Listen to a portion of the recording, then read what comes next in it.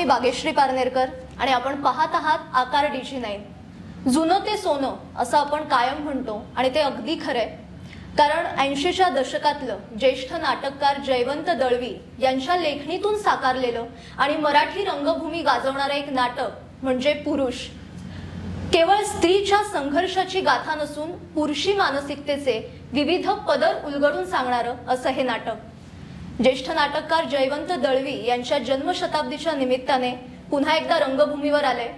त्या काळी सुद्धा दिग्गज कलाकारांची फौज या नाटकातून आपण पाहिली आणि आता सुद्धा दिग्गज कलाकार या नाटकाच्या निमित्ताने आपण आपल्या रंगमंचावर पाहतोय आणि आज याच कलाकारांशी आपण नाटकाच्या निमित्ताने खास गप्पा मारणार आहोत। आणि आज आपल्या सोबत आहेत नाटक चित्रपट मालिका यामध्ये विविधांगी भूमिका साकारणारे सुप्रसिद्ध अभिनेते अविनाश नारकर, गोड गुणी अभिनेत्री स्पृहा जोशी, विविधांगी भूमिका साकारणाऱ्या अनुपमा ताकमोगे, अभिनेत्री नेहा परांजपे आणि अभिनेते निषाद भोईर। मी तुमच्या सगळ्यांचं आकार परिवारात खूप मनापासून स्वागत करते। धन्यवाद। आणि पुरुष या नाटकाची आता खूप चर्चा चालू आहे। अविनाश सर, तुमच्यापासूनच सुरू करते। अण्णासाहेबांचं यामधलं एक मुख्य पात्र आहे। जसं म्हटलं की पुरुषांचे वेगवेगळे कंगोरे असतात, मानसिकता आपण म्हणतो, पण तुमच्या भूमिकेचं पण एक वेगळेपण आहे, तर त्याविषयी काय सांगाल? काय म्हणूया, समाज हा पहिला डोक्यामध्ये ठेवणारा असे याची व्यक्तिरेखा आहे बेसिकली। आणि सर्वस्व अर्पण केलेलं आहे त्यांनी आणि खूप काय म्हणूया तत्वनिष्ठ तत्ववेत्ता असा हा माणूस आहे। पण ज्यावेळेला ही काही मंडळी जी असतात, जसं तू आता म्हणालीस की प्रत्येक व्यक्तिरेखेला अनेक कंगोरे असतात, तर जयवंत दळवींच्या प्रत्येक व्यक्तिरेखेला अशाच बाजू असतात अनेक। तर अण्णांची व्यक्तिरेखा देखील तशीच आहे। तो घरी आपल्या म्हणजे स्त्रियांविरुद्धचे अत्याचार, स्त्रियांविरुद्धचे अन्याय, सगळ्या समाजावरचा अन्याय ह्याविषयी अगदी पोटतिडकीने आणि तळमळीने बोलणारा हा माणूस आहे। पण ज्यावेळेला त्याची आपण म्हणूया म्हणजे तोही एक पदर खूप छान पद्धतीने दळवीने आणलेला आहे की त्यांनी काय म्हणूया नवऱ्याने टाकलेल्या बाईशी लग्न केलेलं आहे, तिचा उद्धार केलेला आहे, पण त्याचा पुनरुच्चार करून करून तो त्या बाईला इतका त्रास होतोय त्या गोष्टीचा की ही माणसं अशी असतात की स्वतःचे ढोल वाजवण्यात पुरुष कसे माहीर असतात की मी काय केलं, कसं केलं, काय वगैरे। तर मला असं वाटतं की अनेक पदर आहेत। हे पदर मला असं वाटतं की मी इथे असे उलगडून सांगणं त्यापेक्षा ते रंगमंचावर पाहणं आणि त्या व्यक्तिरेखेतनं ते तुमच्या पुढे साकार होणं ही जरा त्याची गंमत जास्त आहे। म्हणजे ती बारीक बारीक गोष्टी ज्या आहेत ते इथे सांगतात असं येणं जरा कठीण आहे थोडंसं। पण अतिशय मला ही व्यक्तिरेखा साकारताना खूप आनंद होतो, खूप समाधान मिळतं आणि समाधान मिळतं ज्यावेळेला येणाऱ्या प्रेक्षकांच्या प्रतिक्रिया खूप छान छान मिळतात त्यावेळेला। आणि ह्या एकंदरीतच नाटकाचा विषयच जो कधी न शिळा होणारा, म्हणजे इतका पुढच्या काय म्हणूया पुढचं द्रष्टेपणाने लिहिलेलं गेलेलं नाटक आहे असं मला वाटतं। 40-45 वर्ष होऊन गेली तरी अजूनही विषय ताजा काय, आपण त्या बाबतीत शिळे झालो तसं म्हणावं लागेल बेसिकली। सो अण्णांची व्यक्तिरेखा तशी मला सांगता येणं जरा कठीण। एक प्रश्न विचारायला, म्हणजे आता हे नाटक आधी झालेलं आहे, त्यामुळे ती भूमिका चंद्रकांत गोखले यांच्यासारख्या ज्येष्ठ अभिनेत्याने साकारली होती, पण ती साकारताना काय आव्हान वाटलं? आव्हान एकतर जयवंत दळवींच्या प्रत्येक व्यक्तिरेखा नाटकातल्या ह्या एक प्रत्येक नाटासाठी एक आव्हान असतं। ती अगदी छोटी व्यक्तिरेखा असली तरीसुद्धा, म्हणजे ती छोटी आहे लेंथने म्हणून तिच्याकडे सहज असं बघून चालत नाही। त्या व्यक्तिरेखेच्या आत आत आत इतके शिरलेले असतात दळवी लिहिताना जयवंत काका। तर एकतर ते आव्हान तर होतंच ती व्यक्तिरेखा साकारणं, आणि प्लस ही व्यक्तिरेखा चंद्रकांत गोखलेंसारख्या दिग्गज कलावंतांनी आणि त्यांनी केलेली आहे. तर एकतर पहिली गोष्ट काकांची काम मी पाहिलेलं नव्हतं, म्हणजे आम्ही तर अगदी 9वी-10वीला वगैरे होतो नाटक आलं त्यावेळेला. त्याच्यानंतरसुद्धा मी बघण्याचं हे केलेलं नव्हतं, झालं नाही माझ्याकडनं. पण जेव्हा हे नाटक विचारलं गेलं आणि मी नाटक आधी वाचलं होतं, ते वाचल्यानंतर पुन्हा आमच्या तालमी सुरू झाल्या, त्यावेळेला असं वाटलं की काय करून ठेवलं गेलेलं आहे, काय करून ठेवलेलं आहे याच्याहीपेक्षा याच्यात मला आता जे दिसतं आहे त्या गुहेत शिरणं फार महत्त्वाचं आहे. कारण मी जर 2 गोष्टी डोळ्यासमोर ठेवल्या आणि प्रयत्न केला तर ते काही होणार नाही. त्यामुळे मी माझ्या पद्धतीने त्या व्यक्तिरेखेचं बाह्यांग, त्याचा अंतरंग हे सगळं उलगडून पाहण्याचा प्रयत्न केला आणि त्याप्रमाणे मी ही व्यक्तिरेखा साकारत गेलो. नक्की. स्पृहाताई, मी तुला विचारेल, अंबिका म्हणजे असा रोल, अशी भूमिका मिळणं हे प्रत्येक कलाकाराचं एक स्वप्न असतं. ती भूमिका तुझ्याकडे आली तेव्हा तुझी काय प्रतिक्रिया होती? जी कुठल्याही अभिनेत्याची किंवा अभिनेत्रीची असली असती तीच. मी अत्यंत आनंदित झाले. मी काहीही इतर न विचार करता मी हो म्हणून टाकलं पहिल्याच फोनला. मला विचार म्हणजे एका सेकंदाचाही करावा लागला नाही. मला जेव्हा शरद काकाचा फोन आला की हे नाटक करणार का, तर आणि हे बोलल्या क्षणी शरद पोंक्षे इथे हजर झालेले आहेत. त्यांचं आपण जोरदार स्वागत करूया. नाव घेता क्षणी गुलाबरावांची एंट्री झाली. मी हे सांगत होते की काय वाटलं या भूमिकेसाठी विचारल्यानंतर, की मला ॲब्सल्युटली विचारच नाही करावा लागला. मी लगेच हो म्हणून टाकलं. कारण एकतर एवढी सशक्त व्यक्तिरेखा करायला मिळणं हेच आधी मुळात कुणासाठीही आनंदाचीच गोष्ट आहे, अभिनेता अभिनेत्री म्हणून. आणि इतके वेगवेगळे पैलू आहेत, इतका ग्राफ आहे तिचा, प्रत्येक सीन बाय सीन त्या मुलीचा ग्राफ बदलत जातो आणि ती काय कमाल रिॲक्ट होत जाते येणाऱ्या प्रसंगानुरूप प्रत्येक गोष्टीला. सो एकतर मुळात पहिली गोष्ट म्हणजे वाटतच नाही की हे 40 वर्षांपूर्वीचं नाटक आहे. असं वाटतं की जसं अविकाका पण म्हणाला की आत्ताच्या काळात ते घडतंय की काय, फक्त कपडे आम्ही त्या काळातले घालतोय म्हणून आता याच्यावर विश्वास ठेवावा असं वाटतो की हे 82 सालचं नाटक आहे, म्हणजे 82 साली रंगमंचावर आलेलं आहे. पण अदरवाईज वाक्य म्हणून, त्यातला विषय म्हणून, व्यक्तिरेखांचे स्वभाव धर्म म्हणून, वृत्ती म्हणून कशातही काही फरक पडलेला नाही. आणि रोज नवा प्रयोग करायला मिळतोय, रोज नव्याने त्या अंबिकेला भेटायला मिळतंय. आणि अजूनही आम्ही आता, आज आमचा 15वा प्रयोग आहे आणि अजून आम्ही सगळेजण, मला ते फार भारी वाटतं की आम्ही अजून, आत्ता काल आम्ही फोनवर एकमेकांशी बोलत होतो मी आणि शरद काका, तेव्हा पण आम्ही सीन विषयी नव्याने काय आणखीन करून बघता येईल का ह्याची चर्चा केली. सो रोजच्या रोज काही ना काहीतरी नवीन त्या व्यक्तिरेखेमध्ये सापडते, गवसते. सो फार चांगला आनंददायी प्रवास आहे. आणि प्रेक्षकांच्या ज्या प्रतिक्रिया आहेत त्या एवढ्या भारावून टाकणाऱ्या आहेत, म्हणजे सुन्न होतात प्रेक्षक एक क्षणासाठी नाटक संपल्यानंतर.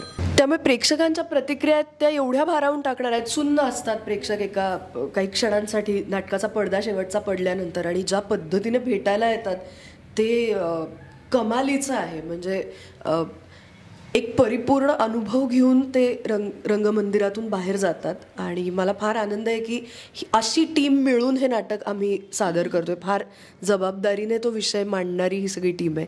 आमच्या राजन सरांनी फार चांगलं बसवलंय नाटक. सो फार मजा येते प्रयोग सादर करायला. मला वाटतं प्रेक्षकांसाठी सुद्धा तुम्हा सगळ्यांना एकत्र पाहणं ही एक वेगळी पर्वणी आहे.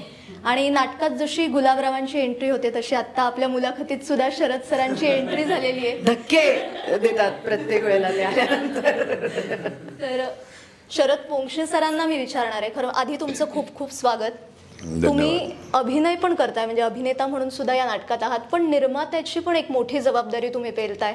तर हे शिवधनुष्य म्हणजे दोन्ही भूमिका तुम्ही कशा सांभाळताय?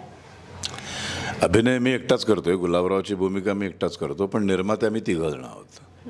मी संतोष काणेकर आणि श्रीकांत तटकरे असे 3 जण आहोत आम्ही. त्यामुळं निर्मितीचं जे सगळं आहे ते आम्ही 3घांनी वाटून घेतलेलं आहे. स्टेजवर काय होतं त्या क्रिएटिव्हिटीमध्ये निर्मात्याचं जे कॉन्ट्रिब्युशन असते ते माझं आहे. बाकी तारखा लावणं, दौरे लावणं, प्रयोग करणं, बाकी सगळं ते 2 जण करतात. त्यामुळे त्याचं एवढं टेन्शन नाही आहे. आणि पहिल्या प्रयोगापासूनच प्रेक्षकाचा उदंड प्रतिसाद मिळाल्यामुळं निर्माता म्हणून आम्ही 3घंही खुश आहोत. आता भूमिकेबद्दल तर 5-7 वर्षांपूर्वी या नाटकाचा पहिला अंक बसवला गेला होता आणि मीच गुलाबराव करत होतो तेव्हा. आणि समोर काही कारणामुळं ते नाही झालं.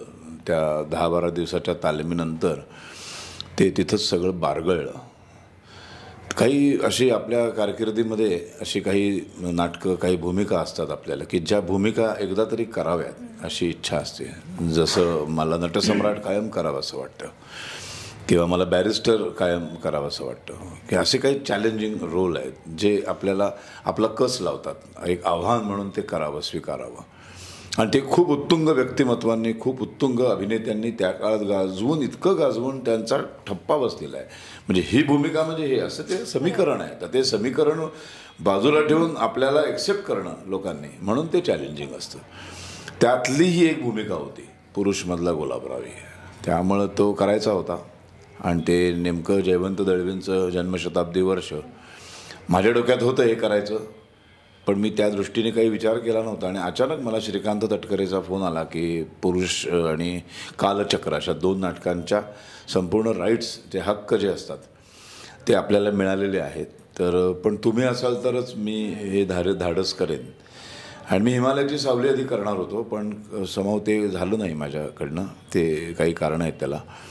आणि मग माझं मोरया प्रोडक्शनतर्फे मी नथुराम केलं. मग मोरया प्रोडक्शनतर्फे मी बंजारा नावाचा सिनेमा केला एवढा मोठा, जो आता एप्रिलला रिलीज होईल. त्यामुळं मला माझं प्रोडक्शन थांबवायचं नव्हतं. निर्मिती क्षेत्रात उतरलो आहे तर सातत्याने निर्मिती नुसती एखादी करून थांबून नाही चालत, ती सातत्याने चालू राहिली पाहिजे. तर मला नाटक तर करायचं होतं. मग मी हिमालयाची सावली नाही म्हटल्यावर एक नवीन स्क्रिप्ट पण वाचलं मी, फ्रेश एकदम. पण तेही काही गाडी ती जमली नाही की. आणि मग मी तटकरेला फोन केला. म्हटलं प्रोड्युसर कोण आहे? तो मला मी आणि संतोष आम्ही दोघं करणार आहोत. तर म्हटलं मी माझं प्रोडक्शनतर्फे पण मला करायची इच्छा आहे. ते मला आम्हाला आनंदच आहे, आपण तिघं मिळून करू. आणि अशा तऱ्हेने मी त्याचा निर्माता झालो. आणि ही भूमिका जी माझी इच्छा होती करायची ती आज पूर्ण झाली. आणि गुलाबराव मला करायला मिळाला. गुलाबराव करताना मला ना खरं सांगू, मला ना फार अडचण आली नाही. कारण मी गेली कित्येक वर्ष जवळजवळ 2010पासून राजकीय पक्षांमध्ये खूप उडबस आहे माझी. आमदार खासदारांबरोबर मी खूप वेळा उठतो बसतो. मी एका राजकीय पक्षाचा उपनेता आहे, त्याच्यामुळं त्यांच्या सगळ्या मीटिंग्स, मुख्यमंत्र्यांबरोबर बसणं आणि हे सगळं मी खूप जवळून पाहिलं आहे. अंतर्बाह्य मी आमदार खासदारांना ओळखतो. तर त्याच्यामुळं मला ना गुलाबराव आता जो दळवींनी मांडला आहे तो करताना मला अजिबातच त्रास नाही झाला. वेगवेगळ्यांचे लोक. त्यामुळं मी ह्याचं 1 नंबर ह्याचा घ्यायचा, म्हणजे ह्याचं थोडंसं मीठ घ्यायचं, त्याची थोडंसं गोडा मसाला घ्यायचा, त्याचं थोडं तिखट घ्यायचं, ह्याच्या 2 मिरच्या टाकायच्या, असं करून माझा गुलाबराव मी तयार केला. त्यामुळे त्या सगळ्या ज्यांच्याबरोबर मी उडबस केले त्या सगळ्यांचं कॉन्ट्रीब्युशन आहे या गुलाबरावमध्ये. म्हणजे ते सगळे वाईट आहेत असं अजिबात नाही, कुठलाही चुकीचा अर्थ काढू नका. मी बाह्यांग, मॅनरिझम्स, बोलणं, चालणं, वृत्ती आणि खलनायक माझ्या नशिबात पहिल्यापासूनच खूप आले. आणि खूप लक्षात पण राहिले. म्हणजे अगदी 2004-05ला जेव्हा मी 35-36 वर्षाचा होतो तेव्हा 60-65 वर्षाच्या म्हाताऱ्या देवराम खंडागळ्याची भूमिका मला आली.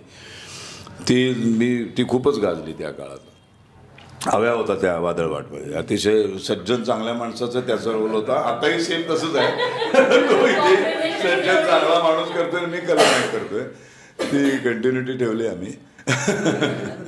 त्याच्यानंतर कुंकू मालिका आली. त्यातला परशु पण असाच भयंकर लोकांना आवडला. मग ते सारखंच खलनायक त्या मधल्या 5-10 वर्षात मी खूप खलनायक केले.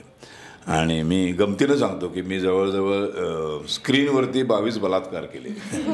स्टेजवर करायची वेळ कधी आली नव्हती. तर ती या नाटकाने म्हणजे ती संधी मिळाल्याचं म्हणणं फारच घाणेरडं वाटेल ते. पण तो खलनायक सादर करायला मिळाला स्टेजवर, कारण रंगमंचावरचं सगळंच वेगळं असतं. आणि त्यामुळं गुलाबराव आवडतो लोकांना खूप. लोकांनी प्रचंड प्रेम केलं आहे. नथुराम काय झाले लोक म्हणजे आत्ता ती गंमत आहे की नथुरामसारखी एक भूमिका किंवा सातत्याने एक सावरकरांवर बोलणारा व्याख्याता म्हणून एक वेगळी इमेज तयार झालेली आहे. तर हा माणूस एकदम गुलाबरावच्या भूमिकेत पटकन ते ॲडजस्ट व्हायला वेळ लागतो.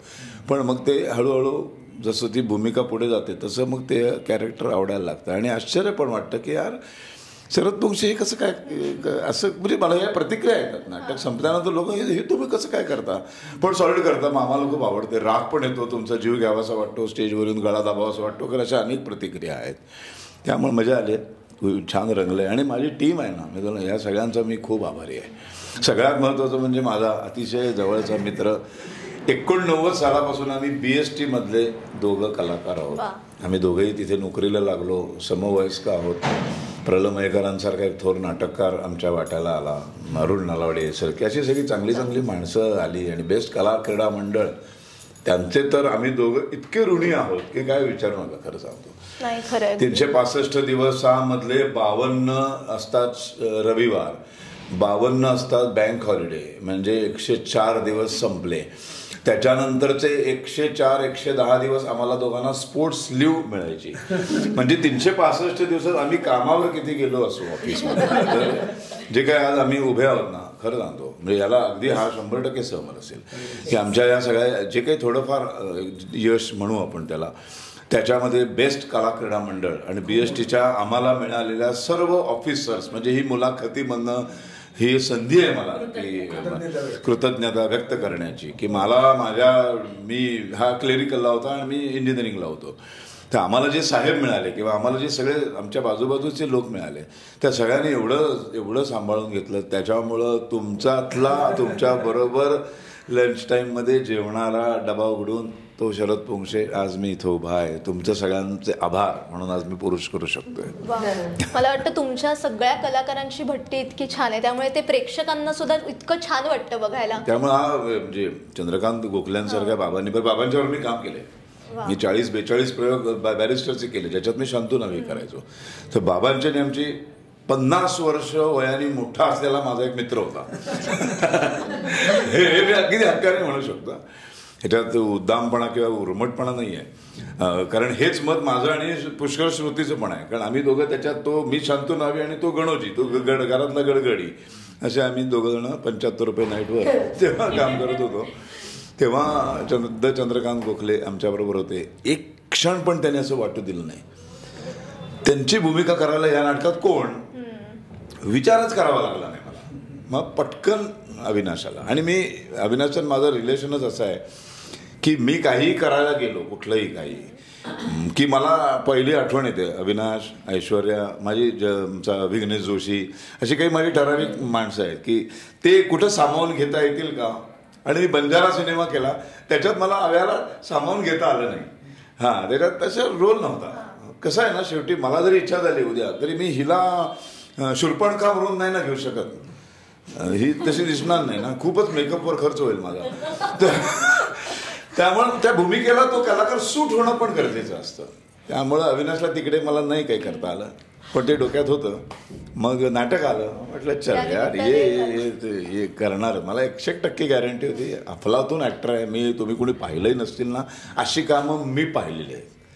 काळोखाच्या सावल्या आम्ही जे 89ला प्रलंचं नाटक केलं, जे राज्य नाटक स्पर्धा गाजवली, प्राथमिक फेरी पण आणि अंतिम फेरी पण, त्या नाटकात यांनी जे काम केलं होतं ना, म्हणजे, आणि मी मुलगा होतो त्याच्यात, हा बाप होता आणि मुलगा होतो, आणि आमची शरीरयष्टी उलटी होती तेव्हा. तो मस्त धष्टपुष्ट होता आणि मी आता तो आहे तसा मी असा होतो.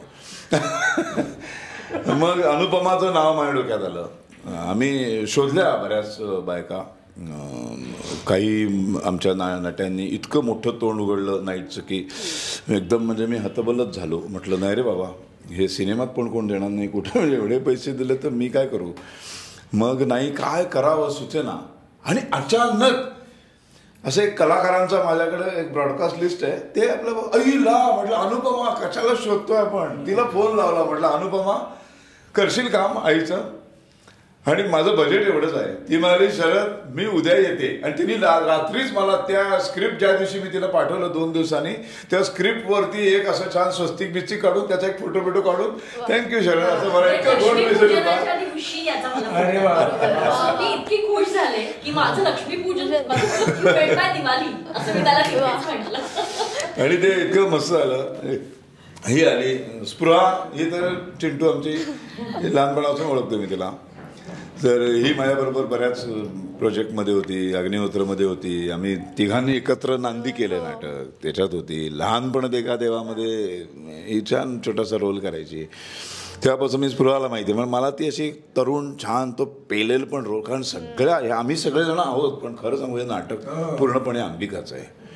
तिच्या एकटीच्या खांद्यावर आहे. आम्ही सगळ्यांनी अफलातून कामं केली, पण अंबिका ढेपाळली तर पुरुष खड्ड्यात, म्हणजे त्याला पुरावा इतकी विचित्र परिस्थिती होईल. हां, आमच्यात पुरुषार्थ असून काही उपयोग नाही. या पुरुष नाटकातली स्त्री महत्वाची आहे आणि त्या भूमिकेसाठी मला विश्वास होता की ही करेल. आम्ही उंच माझं झोकामध्ये मी हिचं रमाबाई रानडेंचं काम बघितलेलं आहे, त्यामुळे ही म्हटली पोरी करणार काम, आणि त्या करेक्ट वयाची होती ती. छान तशी ती, कसं आहे, परत ती आपटे पण वाटली पाहिजे नाही का, ते भूमिकेला सूट पण व्हायला पाहिजे ना माणूस.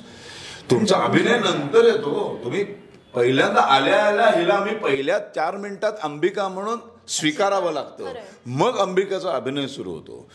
ह्याला अण्णासाहेब म्हणून स्वीकारावं लागतं, आदर्श शिक्षक म्हणून. आदर्श शिक्षक म्हणून मी जर आता नावं घेत नाही, पण कोणाला तरी उभा केला तर तो आधी वाटणार नाही, तो खूप चांगलं काम करेल, पण तो वाटला पाहिजे ना आदर्श शिक्षक. गुलाबराव मी आल्यावर मला एक्सेप्ट करणार लोक, मला माहिती आहे. तसं ही अनुपमा. आणि मग 2 पात्रांसाठी आमची चढावड होती. त्यासाठी मग आम्ही जरा ऑडिशन वगैरे घेतल्या, तर ही नेहा ऑडिशनमधनं राजन तामाणेंनी हिला सिलेक्ट केलं आणि तो ऑडिशनला पण आला होता. पण स्पृहाने त्याचं नाव मला आवर्जून सांगितलं होतं की शरद काका तू त्याचं बघ काम, तो चांगला. आता हिने सांगते म्हणजे ही परत ही पण अशी हे आहे एकदम जरा टोकदार आहे, त्यामुळे पटकन ती कोणाबद्दल चांगलं बोलेल असं नाही.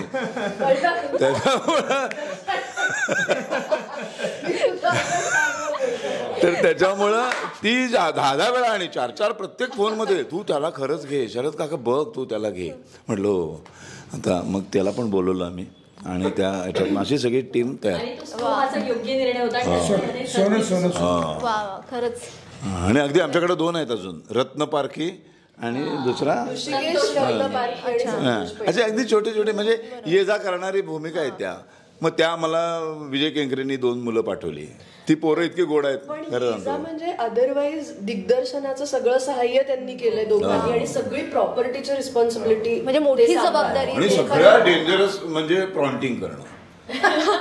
हा, ते तर फार भयानक असतं. प्रॉन्टरची अवस्था अशी असते की आम्ही विसरलो तालमीमध्ये, विसरल्यावर तो सांगत नाही तर आम्ही त्याच्यावर 2 शिव्या देतो त्याला, अरे सांग ना जायला पटकन. तर पुढच्या वेळेला त्याला वाटतं आम्ही विसरलो, तो सांगायला अरे ग मी पॉज घेतलाय मला. दोन्हीकडनं त्याची माती असते. हे सगळं तर अशाच अवस्थेत बिचारा दोघांनी आम्हाला सगळ्यांना सहन केलं आणि तेही दोघं आता असते तर मजा आली असते, पण ते नाही आहेत आता.